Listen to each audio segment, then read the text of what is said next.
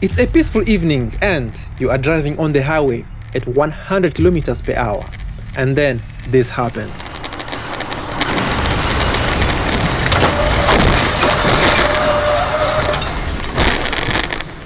What just happened? Why did it happen?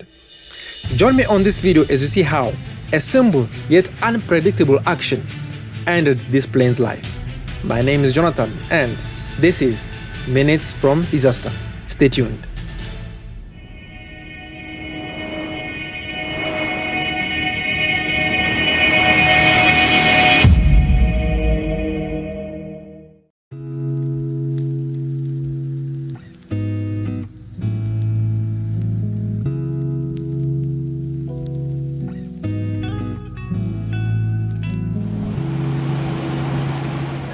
December the 29th, 2012. It's a cloudy day afternoon at 16:03 local time over the skies of Russia as Red Wings Airlines Flight 9268 makes its way from the Czech Republic's Perdubis Airport to Russia's Moskva-Vnukovo Airport, a 2-hour and 26 minutes flight. The aircraft doing this flight is a 4-year-old Tupolev Tu-204-100, a new generation Russian-made aircraft. On board the Tu-204 are 8 crew members with 0 passengers. Why 0 passengers? Well, that's because this flight is a repositioning flight. Basically, when the plane flew from Russia to the Czech Republic, it was carrying passengers, but after it had arrived, there were no passengers to carry back to Russia or to take somewhere else. So, the plane needs to go where it will find passengers to carry. That's in a simple way what a repositioning flight is. Since there are no passengers, the crew is relaxed. In the cockpit, at the left seat, is 58-year-old Captain Gennady Dmitrievich Shmelev. He has more than 14,500 flying hours, with 3,000 of them on the Tu-204. He is the pilot flying today. At the right seat is 52-year-old co-pilot Evgeny Ivanovich Ansanshekov. He has more than 10,000 flying hours with 500 of them on the Tu-204. He is the pilot monitoring today. Unlike other planes, some Russian planes still require a flight engineer in the cockpit and the Tu-204 is one of them. At the flight engineer's seat is 54-year-old flight engineer Igor Nikolaevich Fisenko. He has more than 10,000 flying hours with 1,600 of them on the Tu-204. Hey, before you continue, please subscribe and click on the subscribe button and the like. Please, man, please. At 16:17 local time, the plane is approaching 7,000 feet or 2,100 meters as the crew prepares to land on Moskva-Vnukovo Airport's runway 19 on the ILS. The instrument landing system simply guides the plane vertically and horizontally on a standard 3-degree glide slope to the runway. The weather at the airport is a bit windy and cold with winds blowing at 16 knots, gusting to 29 knots. And with the wind's direction, it's causing crosswind landings to be done. But nothing that Captain Gennady Dmitrievich Shmelev can't handle with all his experience. Approach, good afternoon. This is Red Wings 9268 on the Ivanovskoy 19 Alpha arrival. Copy Red Wings 9268. Continue descend to 600 meters speed, below 463 kilometers QNH 1010. Below 463 to 600 meters and QNH 1010, Red Wings 9268. All right. Approach checklist. Approach checklist. Do fast. Don't waste time. 10 minutes later, at 16:27 local time, the plane is about to turn to the right to align itself onto the ILS. We are arriving onto the final turn. Hurry up with those checks. Yes, Captain. Red Wings 9268. Contact tower on 118.3. Tower on 118.3. Red Wings 9268. Put the gear down. Gear down.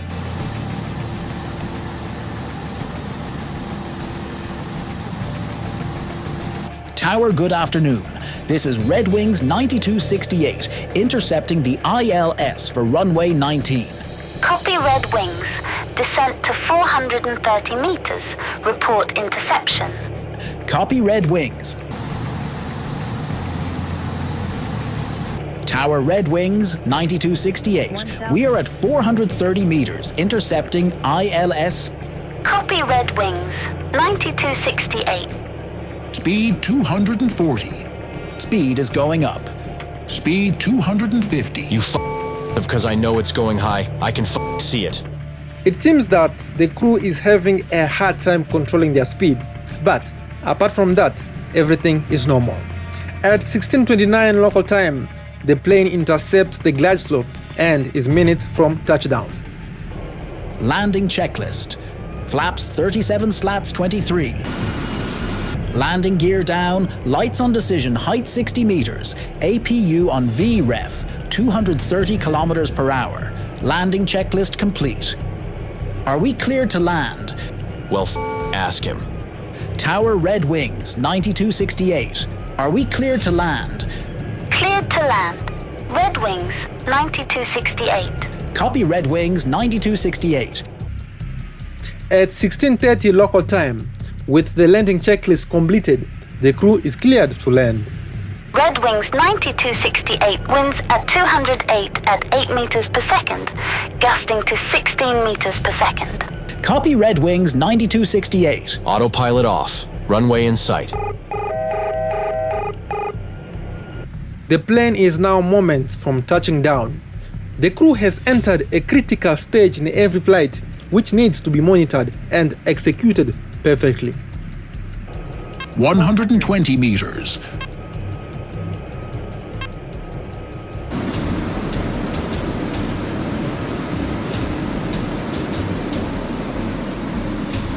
"90 meters.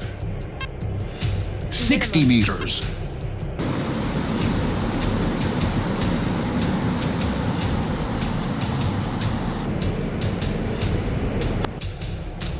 15 meters. 6 meters. 20. 3 meters. 2 meters.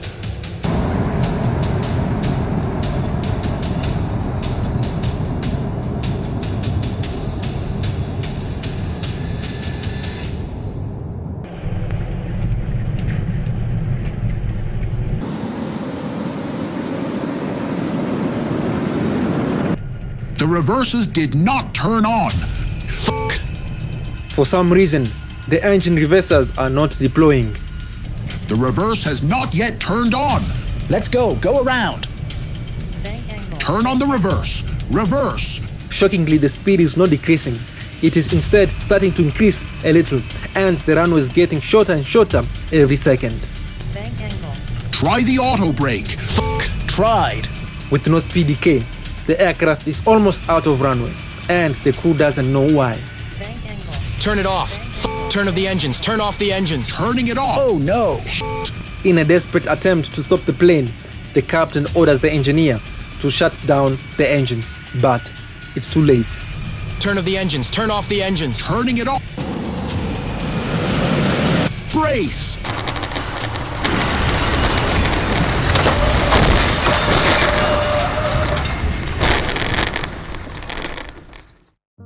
At 16:32 local time, Red Wings Airlines Flight 9268 overruns the runway and breaks into 3 sections and comes to a rest on the side of the M3 highway, with the cockpit ending up on the highway.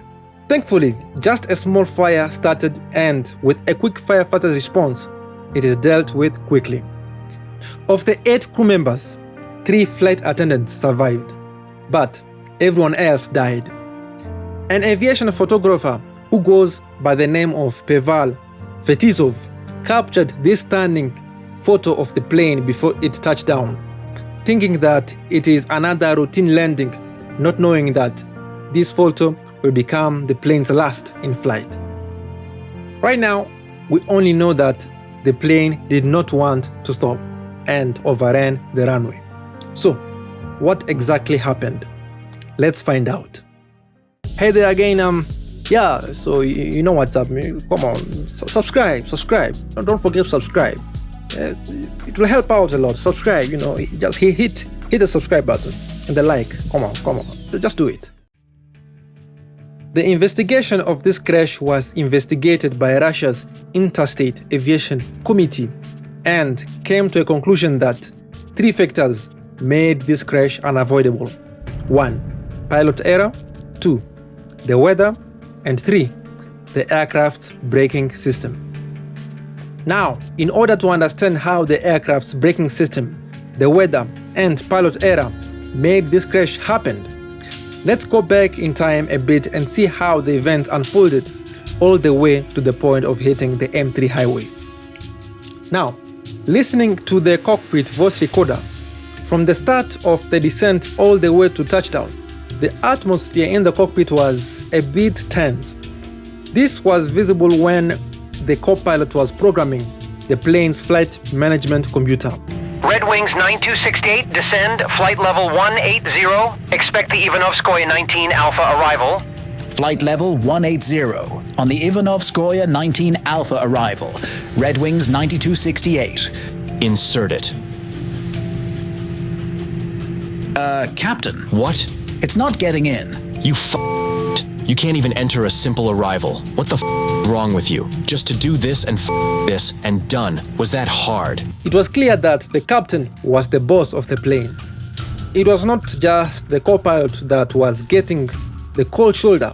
Even the flight engineer got it on approach. Speed 250. You because I know it's going high. I can see it. With this kind of authority in the cockpit, the 2 crew members will be a bit reserved on correcting the captain even if he made a mistake. And this is exactly what happened on approach. The plane was too fast. The pilots had planned on landing with a speed of 230 km per hour, but the speed was 250 km per hour. Normally, it is the co-pilot's job, who was the pilot monitoring, to alert the other crew members if something was not in the norm. But due to the captain's attitude, the co-pilot remained quiet.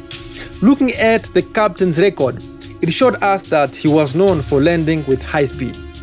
Due to the high speeds, once the plane was over the runway, it floated a bit until the speed was below 230 km per hour and then touched down. Now, here is where the aircraft's braking system starts to play a big role into the crash. But before that, let us talk a little bit about crosswinds.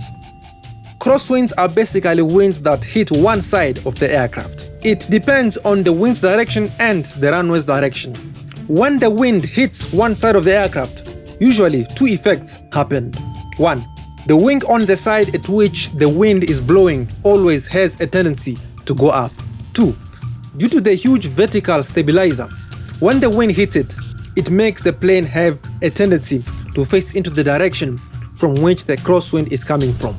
To counter these 2 effects, the pilot needs to put in the necessary aileron and rudder inputs to make the plane remain stable. Now, since you know how a crosswind works a bit, let's continue. As soon as the plane was about to touch down, the crosswind effect kicked in. Why? Because the runway direction was 190 degrees and the wind was coming from 280 degrees. That's a perfect perpendicular crosswind. Now remember, I said that to counter the effects of crosswind, the pilots need to put in the right inputs. Unfortunately, the captain did not do so. This led to the aircraft landing fully on the left main landing gear, leading the struts to get compressed. But the right main landing gear remained practically free, with the struts not getting compressed. It is not unusual, but on the Tu-204, things are a bit different. Now, from here, we need to learn a bit about the Tu-204 braking system. The Tu-204 is just like any other jet equipped with the standard braking system, which are the wheel brakes, the spoilers, and the reverse thrust. On the Tu-204, the spoilers are semi-automatic. They can be activated automatically or manually. But in order to activate the 2 remaining systems, the wheel brakes and the reverse thrust, both main landing gears have to be compressed. The spoilers also need the compression of both to activate automatically. Now, with the crosswind and the captain not putting in the necessary inputs, only the left main landing gear was compressed. This meant that there was no automatic spoilers, no reverse thrust, and wheel braking was only on the left landing gear, which is not enough to stop the plane. From here, the plane was just riding along the runway. But remember that the spoilers could have been activated manually. If the pilots had done so, then the right main landing gear could have dropped, getting compressed and ultimately activating all the braking system. But the pilots never activated it manually. In the cockpit, the pilots were very confused. The captain activated full reverse power setting on the throttle levers, which brings us to now a serious design flaw in the Tu-204. With the throttles in full reverse position and with only one main landing gear compressed, the reverse mechanism in the engine did not activate, but the engines were still spooling up and reached around 60% of forward thrust. This started to make the plane speed up instead of slowing down, making the situation even worse. They speeded up to around 240 km per hour. At this point, the pilots were in a panic mode as the end of the runway was approaching fast. The captain pressed his brake pedals to the max, but with no effect. During this whole ordeal, they reached a time when the plane even floated off the runway, making the two main landing gears not be compressed at all. Sometimes the right landing gear got compressed, but the left got uncompressed. Seeing that nothing was working, the captain then turned off the reversers and returned the throttles to the idle position. This made the engine spool down and the speed gradually came down, but the end was near. In desperation, he ordered the flight engineer to switch off the engines, which he complied, but unfortunately, it is at the same moment that the two main landing gears got compressed, releasing the spoilers, reverse, and wheel brakes. But they were already off the runway, and it was over. In the end, the crash was caused by pilot error. So, what can we learn from this crash? Speak up. Pilots should be brave in speaking their opinion because there in the cockpit in flight, it's about life and death if the wrong move is done. A flight crew should be one. A flight crew should work together as one. But the captain's attitude made the cockpit tense and unfriendly. May the lost souls rest in peace. Hey there, thanks for watching this video, and I'm very happy that you reached the end of the video because not everyone reaches this point. So please, I want to remind you, if you like this video, then please don't forget to hit the like button, to smash the subscribe button, and to share videos among other people. Anyways, have you seen my video of how a giant plane crashed while trying to go and pick up cars in Italy? Please go and check it out. And if you've seen that, then please try something new suggested by YouTube from my channel. Hopefully it's from my channel. Anyways, thank you so much for watching. See you next week. Bye.